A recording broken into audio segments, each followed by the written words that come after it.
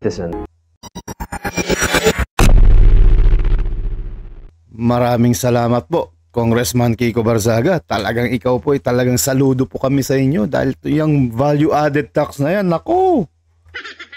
Napakalaking bagay naman po yan sa amin, lalong sa mahirap. Talagang napakaganda po yan.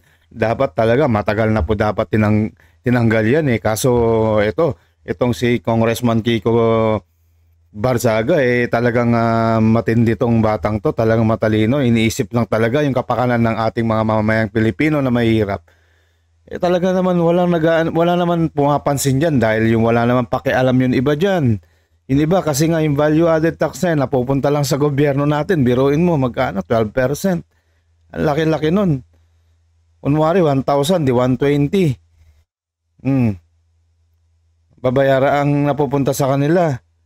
Grabe naman yan mga kababayan, di ba? Tapos ngayon nakikita natin yung outcome, kinukurakot lang nila. Ay mga kababayan. By the way, magandang umaga sa inyo mga kababayan. Ito nga po, palambing naman dyan. Huwag niyong kalimutan mag-like, subscribe at i-share ang ating mga videos. Nang sa ganun napapanood dito ng ating mga kababayan dito at sa ibang bansa mga kababayan. Ito na po. Sunod na po tayo dito sa video na to mga kababayan. For Infrastructure o ICI ang hahawak ng investigasyon sa anomalya sa flood control projects kahit na bago na ang ombudsman. Ayon po kay Palace Press Officer Attorney Claire Castro, maraming kasong tututukan si Justice Secretary Boying Remulla bilang bagong ombudsman kaya hindi nila nakikita na kailangan ng buwagin ang ICI. Mas mainam daw kasi na matutukan ng komisyon ang flood control scandal para mas mabilis umusad ang investigasyon at rerepasuhin ng ombudsman ang mga kaso. Ipinauubaya naman daw ng Pangulong Marcos Jr. sa ICI kung paano nito matitiyak na magiging bukas sa publiko ang mga investigasyon. Ayan po mga kababayan, dahil sa pagkakaupo ni Remulla, itong dalawang kawatan na to, tuwan-tuwa talaga sila mga kababayan. Tignan niyo po yung mga reaksyon nila, mga naknantok ba na to? Tuloy-tuloy na ito, makakaraos na tayo, lalo na ikaw at yung kaibigan mo. Oh my God! Ano ba yan mga kababayan? Yan po, yung mga magnanakaw na yan, nakaraos na sila, di ba? Yan ang mga bagay sa inyo mga yan. Malapit na ang aming paniningil sa inyo sa mga utang ninyo, ibalik nyo na dahil malapit na kayong makulong.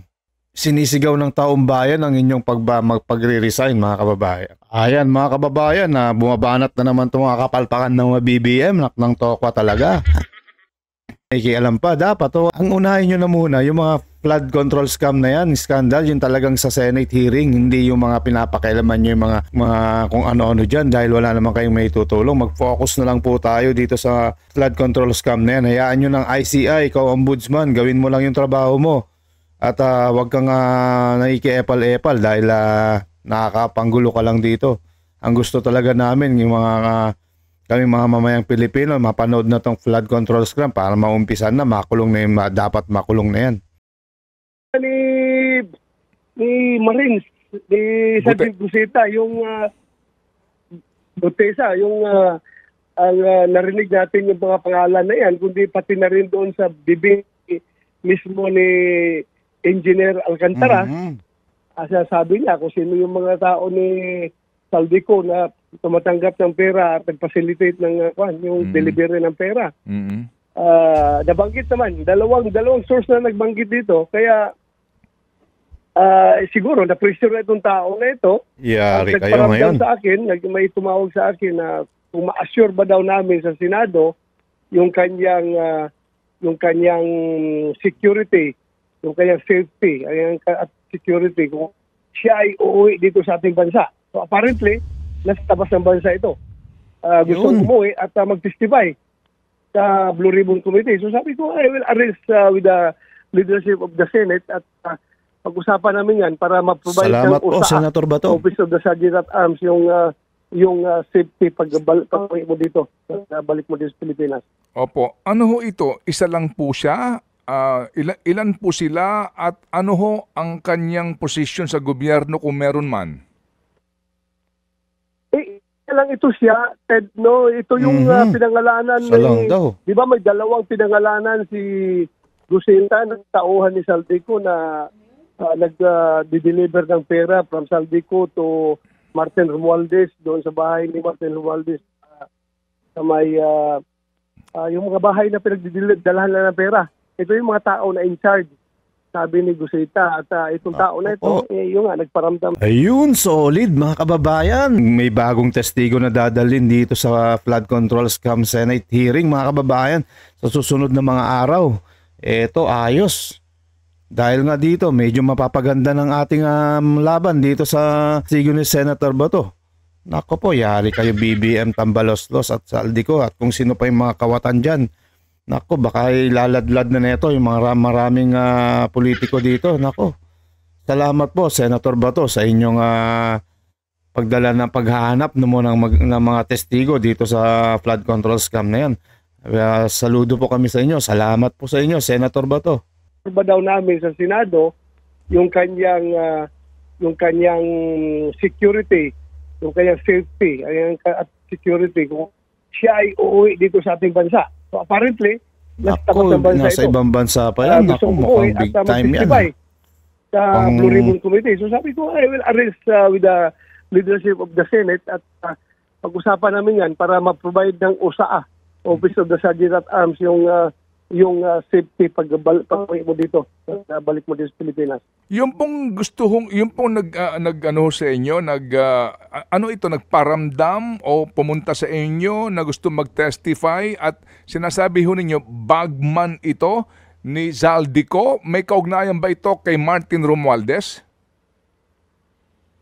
Yan, dadala ng pera, yung tumatanggap ng pera para kay Zaldico, according to hindi lang naman testimonya ni Maring, ni Butesa, yung Butesa, yung ang narinig natin yung mga pangalan na yan, kundi pati na rin doon sa bibig mismo ni Engineer Alcantara. Sabi niya kung sino yung mga tao ni Saldico na tumatanggap ng pera at nag-facilitate ng yung banggit naman, dalawang source na nagbanggit dito, kaya nako. Ayos to mga siguro kababayan. Siguro itong tao na ito at nagparamdam sa akin, may tumawag sa akin na kung ma-assure ba daw namin sa Senado yung kanyang kaligtasan, security, yung kanyang safety, at security kung siya ay uuwi dito sa ating bansa. So apparently, nasa labas ng bansa ito. Gustong umuwi at mag-testify sa Blue Ribbon Committee. So sabi ko, I will arrange with the leadership of the Senate at pag-usapan namin yan para ma-provide ng OSAA, Office of the Sergeant at yan, Arms, mga kababayan, di ba? Yung safety pag-balik mo dito, balik mo dito sa Pilipinas. Opo. Ano ho ito? Isa lang po siya? Ilan po sila at ano ho ang kanyang posisyon sa gobyerno kung meron man?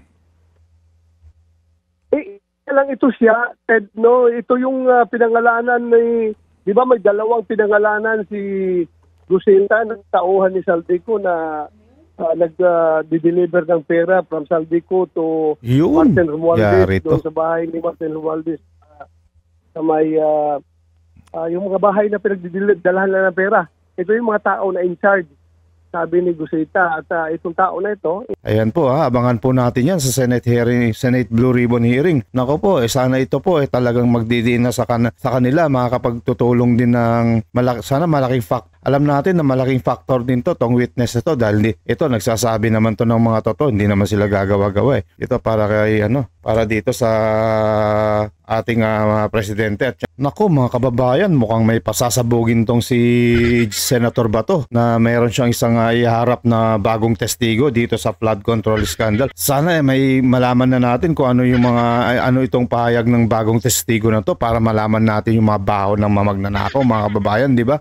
Salamat po Senator Bato sa iyong hearing natin yan sa Senado. Tsaka medyo gumaganda ng labanan, di ba mga kababayan? Exciting na kami para at least nakikita na namin yung mga improvement sa itong mga susunod na hearing na to. Hanggang dito na lang po tayo muna mga kababayan at palambing muna. At huwag niyo kalimutan i-like, share at subscribe ang ating mga videos nang sa ganun napapanood dito ng ating mga kababayan dito sa Pilipinas at sa iba't ibang bahagi ng mundo. Mga kababayan, ayan po ang video ngayon, itong si Kiko Barzaga at saka si Senator Bato mga kababayan. Maraming salamat po and God bless.